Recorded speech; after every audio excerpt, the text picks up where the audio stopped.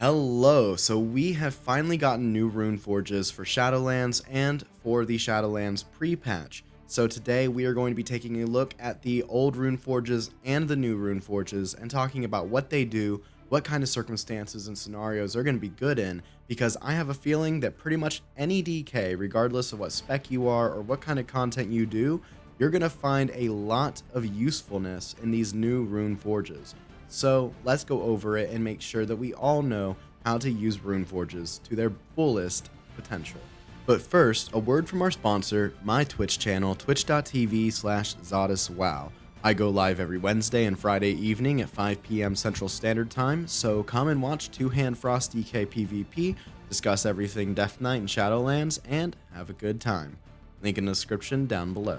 So first off, Rune of the Fallen Crusader has a chance when you hit to heal you for 6% of your maximum health, and it has a chance to proc, which grants you 15% increased strength for 15 seconds. Rune of the Fallen Crusader is still going to be the main go-to for all DPS DKs since it has the most versatile and always helpful kind of effect. You can't go wrong with Rune of the Fallen Crusader. But it will not be the end-all be-all for DPS DKs. The next Runeforge is another classic, and that is Rune of Razorice. This rune makes your weapon deal 12% extra damage as frost damage, and it will also put a debuff on your target, which increases the frost damage they take by 3%, and it stacks up to 5 times for a total of a 15% frost damage buff. This Runeforge is still the go-to for dual-wield frost DKs, but it is not looking to be too hot for two-hand, even in Shadowlands when we do get that mastery buff. Now things could change, we are still in the beta, but currently it's showing that the 15% strength increase from Rune of the Fallen Crusader still outperforms using Rune of Razorice as your main Runeforge. Next up, we have Rune of the Stoneskin Gargoyle, and what this rune does is it increases your armor by 5% and it increases all of your stats by 5%. This is traditionally and still is the main go-to Runeforge for blood DKs. Now that we have the classics and the go-tos out of the way, let's talk about the new Runeforges that bring along with them much more niche kind of utility. Rune of Hysteria is a new Runeforge that increases your maximum runic power by 20, and it has a chance to proc that increases your runic power generation by 20% for 6 seconds. This has a very high proc rate, it procs almost instantly, and this is a very, very good Runeforge.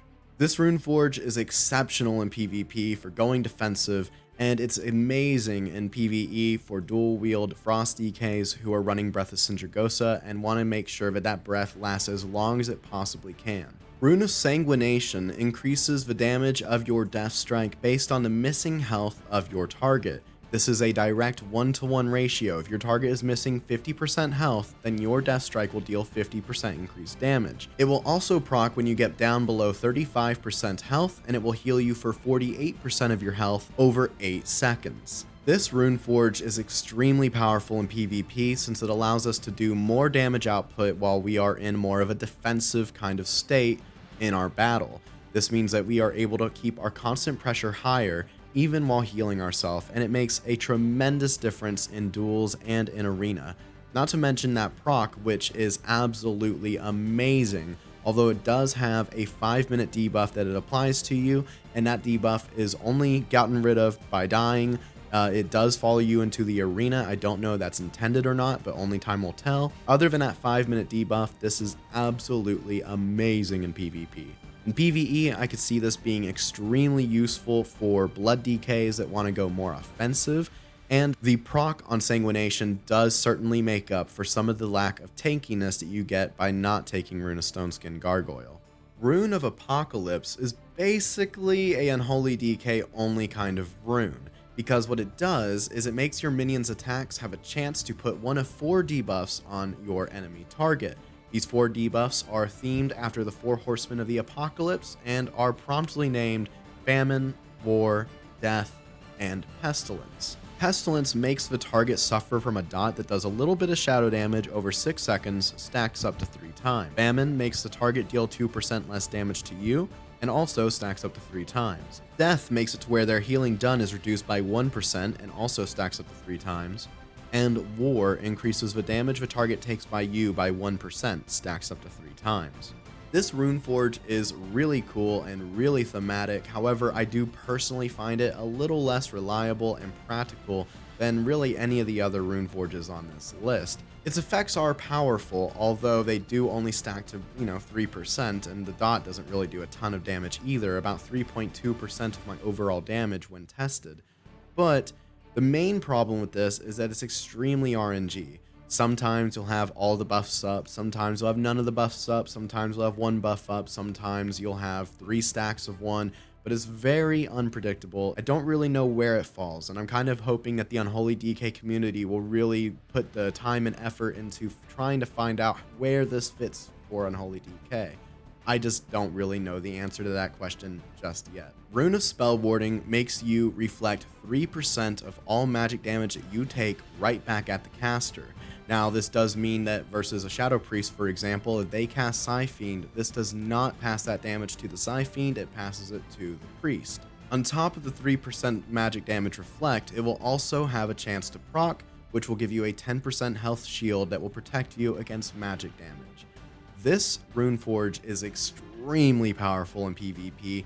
I use it every single time I go up against a caster, and it is absolutely the go-to pick. It makes all the difference in the world. I have not lost a single duel against a spellcaster, including the broken as hell Shadow Priest, while running this Runeforge. It is truly a game changer when you're facing these caster classes. In PvE, I'm thinking this is going to be immense for blood DKs when they know they're going up against a raid or specific boss fight where it has a lot of magic damage. As far as DPS in PvE, I do see where it might not be super versatile, but if there is a fight at any point with lots of AoE magic damage, then this might just be the Runeforge that will help you and your raid team or dungeon group get through that fight. Finally, we have the Rune of Unending Thirst.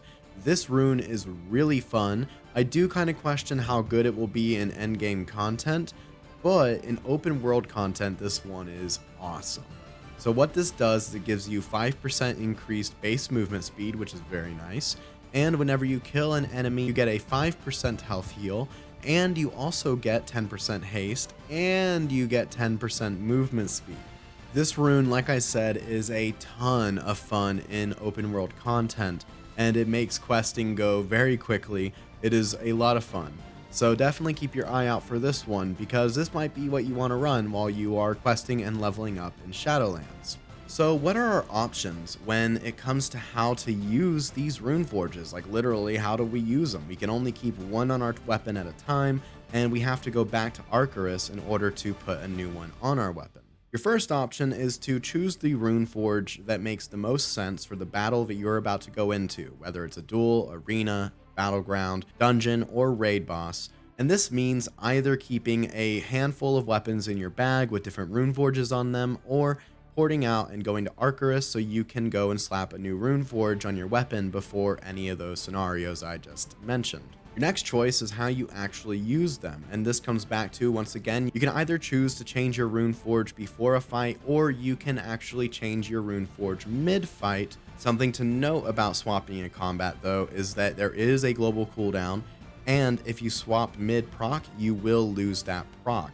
You need to keep that weapon with that Runeforge equipped if you want to keep that proc. So what we see is that to get the best of both worlds, then what you want to do is you want to swap sparingly so you don't incur that global cooldown too often, and you want to do it with strategy and with purpose. If you want to learn how to do that so you get the most out of your Runeforges, then check out this video right up here. It is the last video I did, and it is all about Frost DK weapon swapping, and I go over my strategies and ideas, and I showcase how it works. When I made that video, there was no global cooldown on swapping your weapon in Frost DKs due to a bug. However, they have since added the global cooldown, but this doesn't completely ruin weapon swapping. It just means that you don't want to do it as often as I was doing it in that video where I was swapping every 10 to 15 seconds.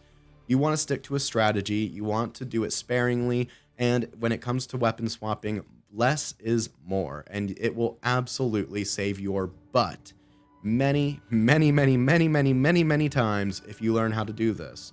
But if that is not your personal basket, that's not what you like to do, then don't worry, you can choose your Runeforge before going into battle, but to some degree, you're going to want to have access to all of these Runeforges. It is going to be very important.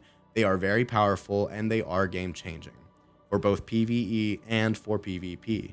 Please hit that like button if you liked the video, it helps tremendously with the algorithm, and hit that subscribe button if you want to see more Death Knight content and more Shadowlands content from me. Follow me on Twitter and or join our Discord community so you can keep up with the latest happening with me and our community and keep up with the latest news going on with World of Warcraft and Shadowlands. Thank you so much for watching, and have a great day.